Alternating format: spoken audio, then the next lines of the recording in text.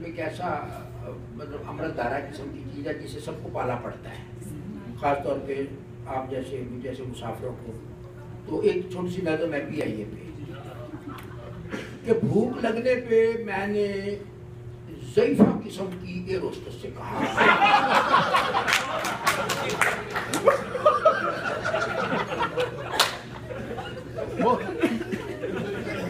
भूख लगने पे मैंने ज़ईफ़ा किस्म की एयर होस्टेस से कहा, मेरी फूफो।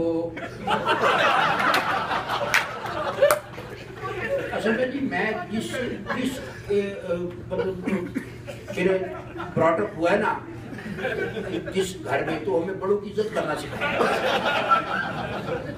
अब जाहिर है बुजुर्ग खातून को क्या कहा जा सकता है।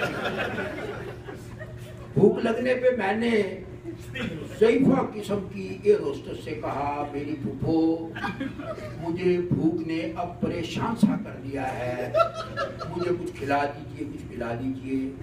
हंस के कहने लगी, हमने तुम जैसे सब एम्पों के लिए सब जहाज़ों की पूछल पे लिखवा दिया है कि पी आइए। इसका मतलब ये है घर से चलते हुए घर से खा आइए, घर से पी आइए।